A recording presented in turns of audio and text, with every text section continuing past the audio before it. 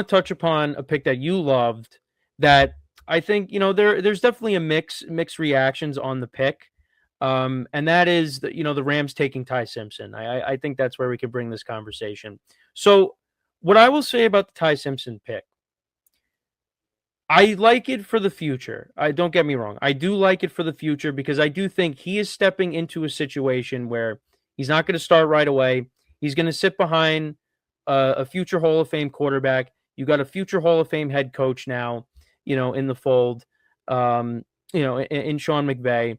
He's in a good spot. Doesn't have to start right away. And when he does eventually step in, he's going to have something that he didn't really have in Alabama, and that was a running game with Kyron Williams, with Blake Corum. Because it's going to be within, I guess we could say, 3 years, right? I think that's fair to say, with some kind of time frame. The thing is, too, like that was pretty tough with Jordan Love as well. If you don't make it Yeah. happen in 3 years, how are you gonna be? How are you gonna give the guy No, the next contract? no, that's and that is a valid point.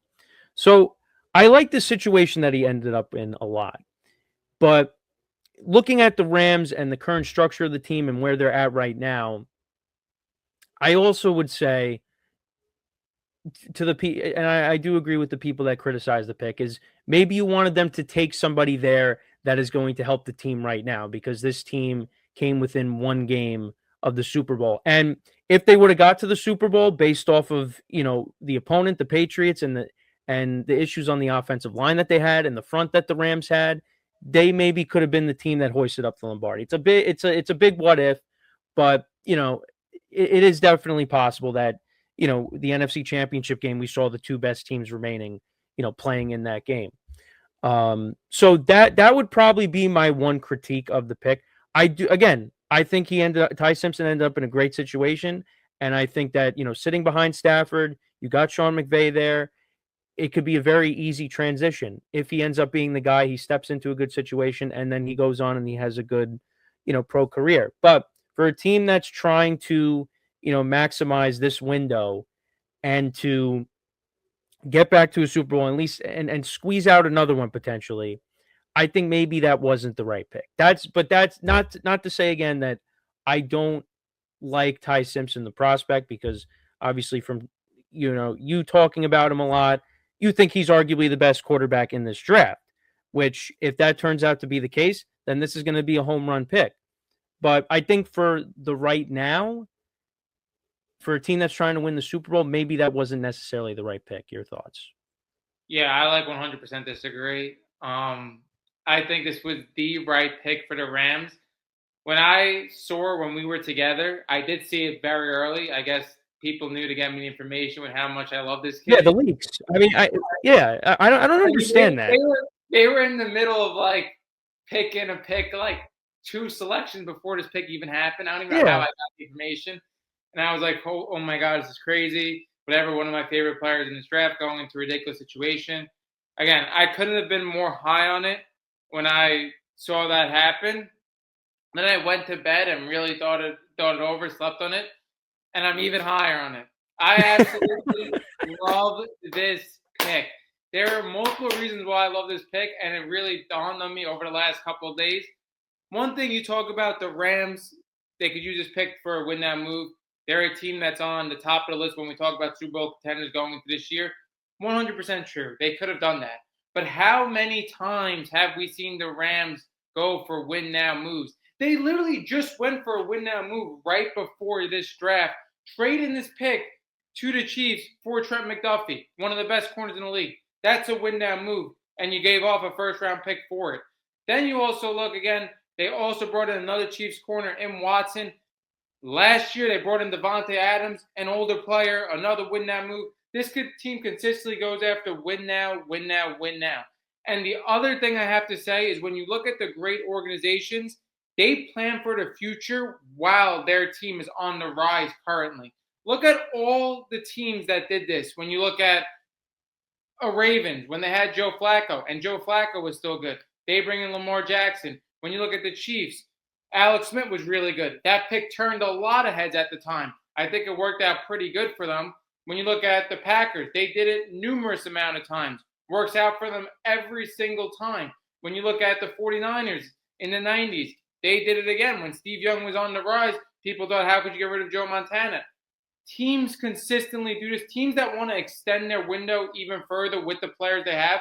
And as good as the Rams are, they do have some young players as well where, like, they could be in the fold when Ty Simpson gets going as well. Like, I think there is absolutely nothing wrong with them extending their window here with this pick.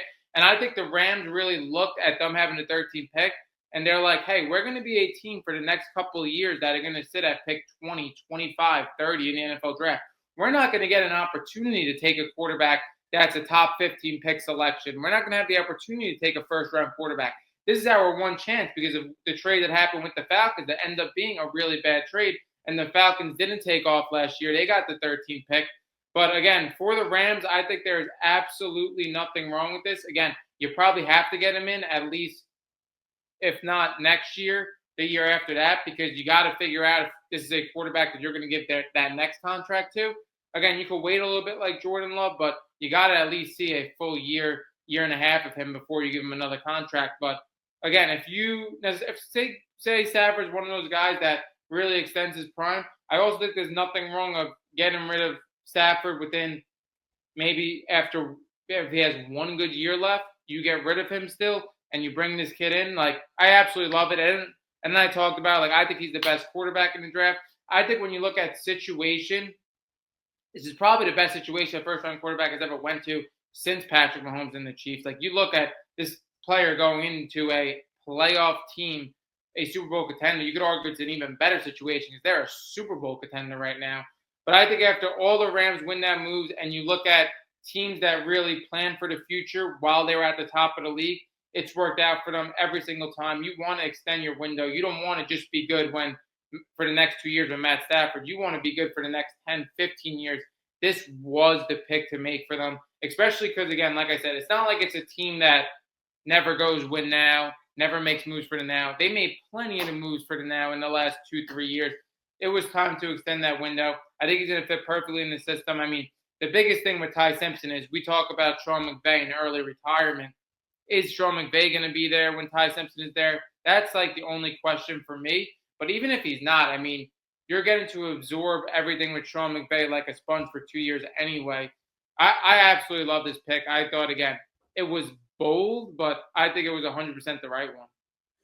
Yeah, and I guess the other thing I would say too is, one of the biggest weaknesses of the Rams last year was, of course, the secondary. I mean, the secondary got torched, especially towards the end of the year in the playoffs. And yeah, you mentioned it. They traded a high pick to get Trent McDuffie from the Chiefs. You added another corner from the Chiefs as well, Jalen Watson. So it's like, I said, like, yeah, you could add a player that helps you win now. Well, the Rams are a team that doesn't really have a ton of holes.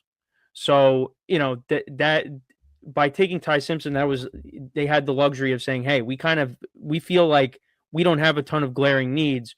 We could do this and be bold and take Ty Simpson. And like you said, set yourselves up for the future potentially. So, And you look at a lot of teams who didn't do this and what ended up happening. When you look at a team like the Pittsburgh Steelers, they never really prepared for life after Ben Roethlisberger. They've had a quarterback carousel that can't get this team over the top for the last, 5 years? Now they're depending on a quarterback that's 100 years old to come back, and that's what they're depending on. Like, you see teams that get so comfortable with an elite quarterback that they just want to ride them out till the very, very end, and they're not prepared for life after that quarterback. Yeah, I mean, they took Mason Rudolph, and Ben got hurt in 2019, and he started. But Mason Rudolph, we kind of figured, yeah, he's not going to be anything. They And reached for Kenny Pickett in the draft. They had yep, yeah, Trubisky they brought in. Yeah, Russell Wilson, Justin Fields, Aaron Rodgers. I mean, Aaron Rodgers is the best out of that group. But again, it's not really saying much. But yeah, no, that is a great example. They haven't. The Steelers were. Again, a team that but also, yeah, but also they haven't been a team like the Rams, obviously had the Falcons pick. Like the Steelers, they haven't really been picking in the upper echelon of the draft to be able to do that, So, but yeah, they are a team absolutely that has struggled to find that replacement. So, we'll have to see. But I did want to bring up Ty Simpson because I know that's your guy, and when he eventually gets his opportunity, we'll see how it goes. But I guess we'll kind of switch gears now. I kind of wanted to talk about